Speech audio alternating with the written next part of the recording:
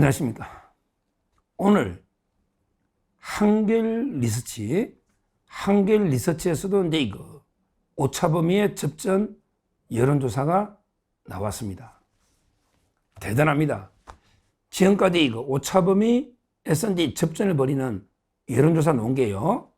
이제까지 이거 여론조사 공정에서 3.2 공정, 그 다음에 이거 한국사회여론평판연구소 코프라에서도 이제 이거 한 4%, 4.1.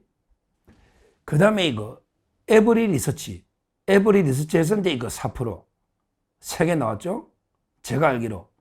근데 이거 에브리 리서치 4%대 오차범위 나오니까 고소를 하겠다. 여론조사. 거기에 이거 서정욱까지 고소한다. 참 이게 이거 황당하죠? 황당해요. 제가 이제 이거 에브리 리서치 기사를 보고 방송을 했고요. 근데 그 전날 그 여의도에 그 모임에서 갔더니 당의 여러 관계자들 만났는데 누가 말했는지는 모르겠는데 서명석에 내일 좋은 여론조사 난다 올 것 같다. 그 이야기를 들어가 이제 그게 뭔가 하다가 에브리 리서치 보고 제가 방송을 했는데 아니 그게 뭐 법에 걸립니까? 여론조사기 그 공표를 할 때요. 이런 걸 이렇게 그 예를 들어 우리 등록할 때 보면 대충 예정 시간은 적어요. 언제 공표한다. 그러나 이게 그 직원들도 있고 조사한 사람도 있잖아요. 따라서 이게 아름아름하게 그 전날 밤에 아는 사람들도 있어요. 근데 그게 법의 처벌이나 금지가 아무것도 없어요. 그럼 이게 미리 갤럽도요. 어제 오늘 조사하면 오늘 알아도 이게 내일 10시에 공표하겠다 하면요. 그게 뭐 이미 여론조사한 걸 알리는 건데 그게 뭐 빨리 공표한다고 뭐 달라지고 늦게 한다고 달라집니까? 그게 좀 이게 미리 알아도요. 아무런 이게 처벌이나 법적 조항도 없고요. 뭐 저는 이게 미리 수치를 아는 것도 아니고 좋은 게 하나 있다는 이야기 듣고 그게 뭘까 하다가 그게 보고 방송했는데 뭐가 문제됩니까? 이런 걸 이게 고소한다고 야 만만한 게 뭐 서정욱이 무조건 이게 고소한다고 민주당이 설치는데 진짜 이게 한심합니다. 제가 에브리 리서치 에브리 누군지 사장이 누군지도 몰라요. 누군지도 이름도 몰라. 근데 뭐 저한테 뭐 짜고 치수 줍니까? 아니, 그러게, 뭐, 여론조사 공정사장도 발표하고 저한테 자료 줄 수도 있고, 아니, 한두 시간 전에 준들, 그게 무슨 문제가 되느냐고, 법에. 아무런 게 말도 안 되는 이야기입니다. 여론조사 공표 금지 기간에, 뭐, 공표하면 그거는 모르겠지, 선거법에. 그러게 미리 좀 뭐, 누가 아름아름 아는 사람도 많고요. 그게 뭐가 문제됐냐고. 다만 이게 미리 여론조사에서 공표하기 전에 공표하면 김새니까 더 이상 안 하는 거지. 이런 걸 이게 고소를 남발하고 있으니 한심하다. 이 말입니다. 하여튼 지금 이게 오차범위에 들어선 게 공정, 코프라, 그 다음에 에브리 리서치, 그리고 이제 오늘 한길까지. 한길 리서치는 이게 오래된 업력이에요. 제가 보니까 이게 한 30년 오랜 업력의 유명한 회사입니다. 중도적인 회사로 저는 봅니다.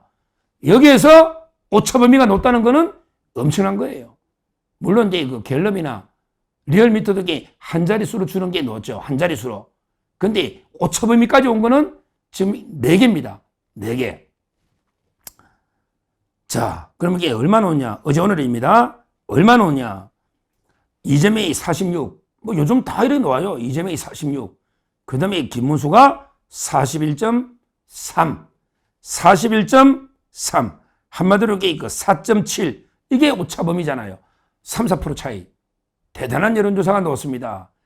30년 업력의 한길 리서치가 정기조사는 추세가 중요한 거 아닙니까? 이준석이는 7.8. 추세가 중요한데요. 김문수 후보가요. 한길 리서치 조사에서 일주일 만에 12.7% 퀀텀 점프 수직 상승. 야, 한 주 만에 12.7%가 한 주 만에 올랐다. 퀀텀 점프.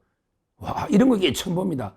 일주일 만에 12.7%가 수직 상승해서 오차범위 4.7%까지 좁혀졌다. 이준석이는 요즘 이게 10%대 몇 개 나왔는데 여기서는 이제 이거 7.8% 이렇게 이거 놓습니다. 그리고요, 중요한 게 이거 한길 리서치에 중요한 게 또 하나 의미가 있는 게 정권 교체가 45.9, 그 다음에 정권 유지가 41.1 똑같잖아요. 이것도 이게 오차범위. 정권 교체가 45.9, 이재명이 46과 똑같잖아요. 그 다음에 그 정권 유지도 41.1 똑같지 않습니까? 이것도 이게 상당히 저번 주보다 엄청나게 그 차이가 좁혀진 겁니다.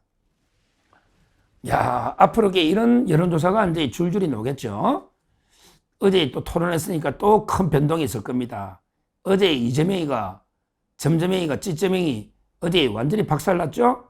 형수, 뭐 형님 강제 입원시킨 거, 형수 쌍욕한 거, 그 다음에 이거 헬기 타고 서울대병원 간 거, 그 다음에 이거 부정선거 자기가 2012년에 개표 부정 떠들어놨고 또 아니라고 거짓말한 거, 어제 막 이재명이는 온갖 그 악재 투성이다. 모든 게 거짓말이 다 하나하나 가면이 벗겨지니까 아마 또 어제 토론 기점으로 또 한 단계 여론이 출렁출렁하면서 이재명이가 급격히 하락하지 않을까 이렇게 예상이 됩니다. 왜 그러냐면요. 결국은 이제 국민을요 영원히 속일 수는 없는 거예요. 이재명, 너게 우리 다수 국민을 영원히 속일 수는 없다. 우리 링컨 이야기죠. 링컨이 소수의 국민을 영원히 속일 수 있고 다수의 국민을 잠깐 속일 수는 있다. 그러나 다수의 국민을 영원히 속일 수는 없다. 이게 링컨 이야기입니다. 다시 한번 말씀드리면 소수의 사람을 영원히 속일 수 있고 다수의 사람을 잠깐 속일 수는 있다. 그러나 다수의 사람을 영원히 속일 수는 없다. 이재명, 그 거짓말로 너 그 새치혀로 우리 다수의 국민을 영원히 속일 수 있겠냐? 못 속이죠. 바로 이 거짓말은 바로 백일화에 드러나는 겁니다. 절대 거짓이 진실을 이길 수 없는 거예요. 이재명 같은 어둠의 거짓말 세력이 저 밝은 빛의 진실을 이길 수가 없는 거예요. 이재명 같은 불의의 범죄 세력이 저 정의의 참의 세력을 이길 수는 없는 겁니다. 어제 토론부로 또 저는 여론이 또 한 번 확 바뀔 겁니다. 대반전이 일어날 겁니다. 어제 여론, 어제 갤럽에서도요, 우리가 이제 오차범위 처음에 한 자릿수로 갤럽 들었을 때, 거기에 보면요, 어제 갤럽도 이제 TK가요, TK가 이제 김문수가 거의 60으로 이제 앞서 나갑니다. TK 차이가 벌어지는 거예요. 원래는 비슷했잖아요. 그 다음에 부산 경남 PK도 이제 김문수가 갤럽 기준 앞서고 있는 거예요. 그렇죠. 대구는 제가 제2의 고향이고, 그 다음에 PK는 제 고향입니다. 제 고향이 경남 합천이고요. 그 다음에 초등학교 5학년부터 대구에 있었습니다. 제2의 고향. 우리 제 고향 탁이 선후배 부모님들 아닙니까? 우리 절대요. TK나 PK는 이재명을 밀어줄 수가 없어요.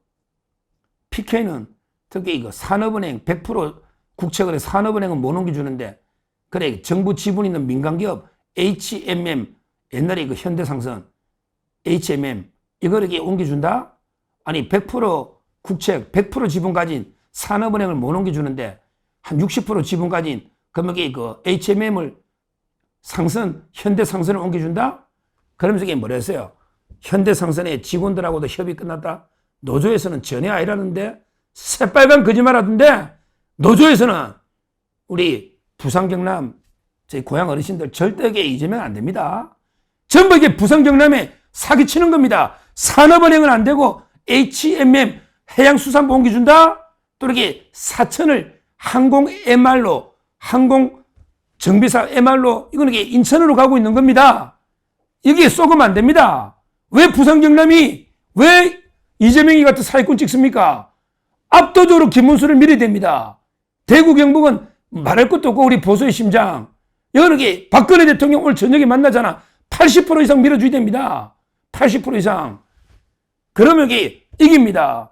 부산에 60% 이상, 대구 경북이 80% 이상 밀면 압승하면 호남에서 이재명이가 8, 90% 나와도 호남의 인구가 TK밖에 안 되잖아요.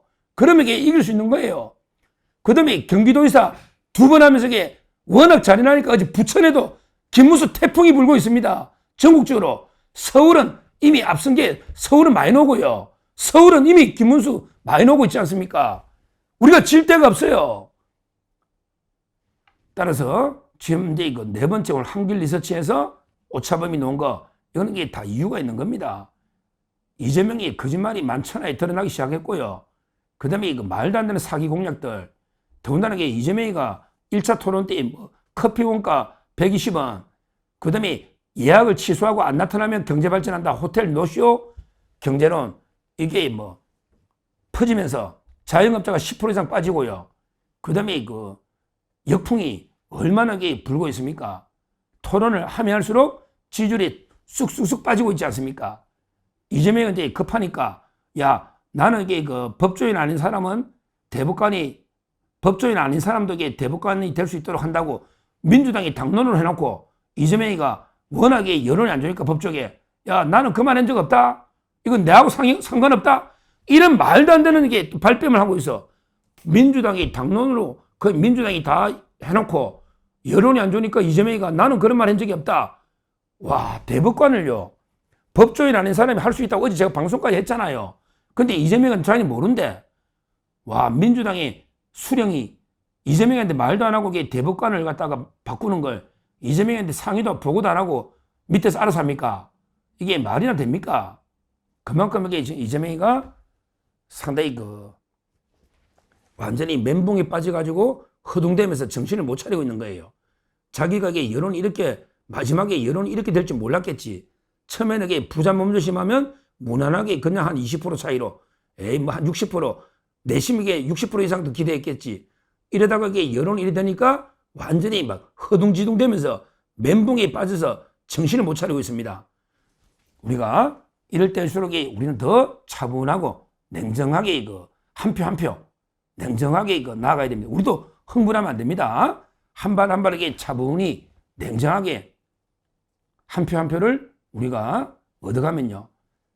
결국은 이제 최종 승리는 우리가 될 수밖에 없다. 그럼 우리도 여기서 흥분하거나 또 너무 들떠서 마치 또 우리가 다 역전 이긴 것처럼 하면 안 되고 아직도 우리가 좀 불리한 거는 사실이잖아요. 오차범위 왔을 뿐이지. 아직도 우리도 여기서 너무 호들갑 들거나 마치 뭐 역전인 것처럼 이렇게 하면 안 되고요. 아직도 우리가 한 4, 5% 불리하다. 근데 이걸 어떻게 우리가 반전시킬 거냐. 이렇게 냉정하게 차분하게 전략을 짜면서 한 걸음 한 걸음 나아가야 된다. 이렇게 말씀드리고 하여튼 근데 왜 제가 그러면 이런 오차범위 여론을 계속 강조해서 말씀드리느냐. 그럼 왜 그러냐면 워낙에 좌파들이 20% 이상 20% 이상 이런 식으로 여론 조작으로 가스라이팅 식에서 혹시나 우리 우파 국민들이 패배주의에 젖어서 나 투표 안 할란다. 어차피 증거. 이럴 사람도 있을 수 있잖아요.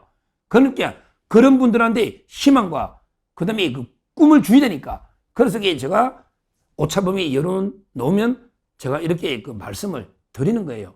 우리가 이제 자신감 갖고 희망을 갖고 이길 수 있다는 확신으로 제대로 한번 이제부터 붙어보자. 이래서 제가 소개를 하는 거지. 뭐 이것 때문에 우리가 마치 이긴 것처럼 또 교만하거나 우리가 덜떠도 안 된다. 아직도 우리가 조금 부족하다. 그러나 충분히 남은 기간 따라잡을 수 있다.